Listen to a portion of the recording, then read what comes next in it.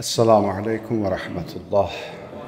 Euzu billahi mineşşeytanirracim. Bismillahirrahmanirrahim. İbadallah, usikum və nəfsi bitəqvallah.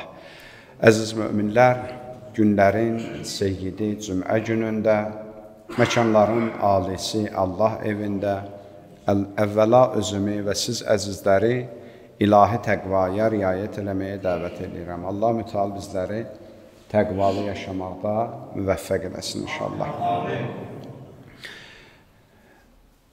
8 noyabr sabahki gün xalqımızın tarixində çox fəxarətlə yaddaşlarda qalmış əziz bir gündür.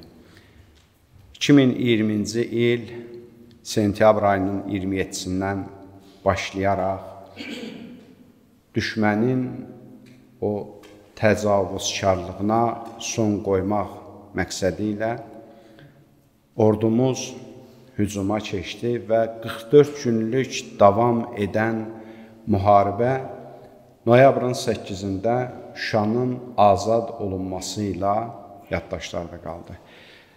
Və alınmaz qalamız Şuşanın azadlığı həm də bizim zəfərimizin, qələbəmizin sonuncu oldu. Yəni artıq Şuşanın azad olunması ilə qələbəmiz də azad olunmağı, torpaqlarımızın elan olundu və düşmən artıq məcbur şəkildə öz məğlubiyyətinə razılaşdı və əlbəttə ki, 8 noyabr xalqımızın əzəmətli, gözəl, yaddaşlarda qalmış bayramlarındandır. Əlbəttə, bu böyük, bu əzəmətli qələbəni hər birimiz xalq olaraq əziz şəhidlərimizə, şəhidlərimizin qanına, şəhid valideynlərinə və xüsusilə əziz qazilərimizə biz borcluyuq ki, məscidimizdə də çox dəyərli bizim qazi qardaşlarımız iştirak edirlər. Onların qanı bahasına, canı bahasına bu torpaqlarımız azad olundu və təbii ki, ilahi qüdrət, ilahi nüsrətin sayəsində Allahın nəzəri, Allahın köməyi təbii ki, bu xalqın haqq işində yardımcısı oldu. Bu 44 günün ağrı acısı təbii ki, var. 44 günün o çətinlikləri, o yarası hələ də közərməyib. Çünki bugün də bizim şəhid valideynləri, şəhid ailələri o yaraları sağalmayıb təbii ki. Bugün də bizim qazilərimizin o çəkdiyi acılar hələ də bitməyib. Onlar hər gün bəlkə də o ağrılarla, o acılarla yaşayırlar, o səhhətlərində yaşanmış problemlərlə yaşayırlar. Onların gündəlik həm o döyüşün vəhşətli xatirələri onların zehinlərindən getmir, həm də təbii ki, o can itkiləri, bədən itkiləri, onların təbii ki, bu ağrı acıları bir daha onlara yaşadır. Amma bununla belə o qələbənin sevinci, o qələbənin qüruru bizə inşallah ki, bu ağrı acıları unutduracaq. 30 illik müddətdə bizim müqəddəs məkanlarımız tapdaq altındaydı. Məscidlərimiz hörmətsiz bir şəklə gətirilmişdi. Hətta mənfur düşmənlərimiz orada, o məscidlərimizdə, çox üzr istəyirəm mən bu ifadəyə görə, heyvanlar saxlayırdılar. Əzan səsləri 30 il o torpaqlarımızda eşidilmədi. Müqəddəs kəlamlar 30 il müddətində o torpaqlarda eşidilmədi. Şəhidlərimiz, qazilərimiz bir daha həm də bizim dini, mənəvi dəyərlərimizi özümüzə qaytardılar. Torpaqlarımızda yenidən məscidlər bərpa olundu, məscidlər inşa olundu, azan səsləri ucaldıldı. Allah Mütəal Quran-ı Kərimdə iman əhlinə bir məsələdə xəbərdarlıq edir. Ya eyyuhəl-ləzīnə əmənu, in tənsurullah yansurkum və yuthabbit əqdamakum. Ay iman gətirənlər, əgər siz Allahın işində Allaha yardımcı olsunuz, Allah da sizlərə yardımcısı olacaq. Allah da sizə kömək eləyəcək. Allahın işləri nədir? Allahın işi dindir. Allahın din barədə bizə tapşırığı budur ki, siz din məsələsində Allaha kömək edin. Sizə də Allah kömək olacaq. Din məsələsində biz Allaha necə kömək edə bilərik?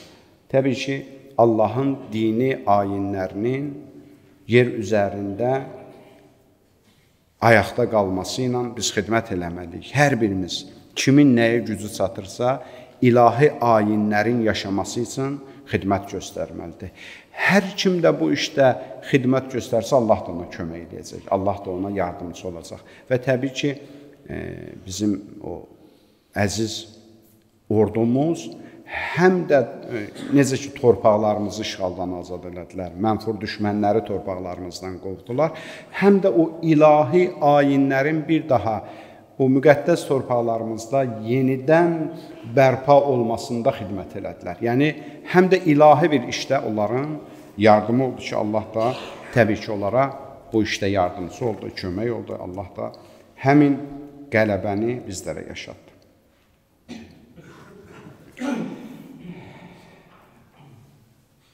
Hər bir böyük bayram kimi bugünün də öz tarixi və ənənələri var.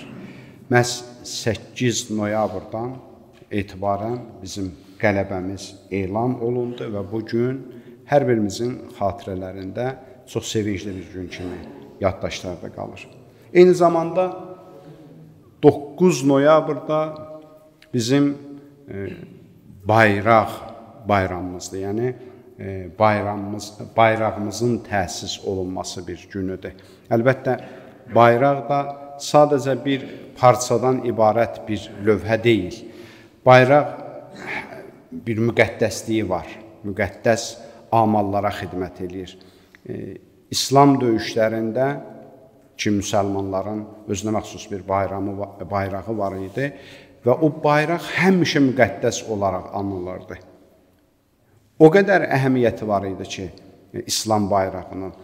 Əziz Peyğəmbərimiz Xeybər döyüşündə məşhur hadisədir bu.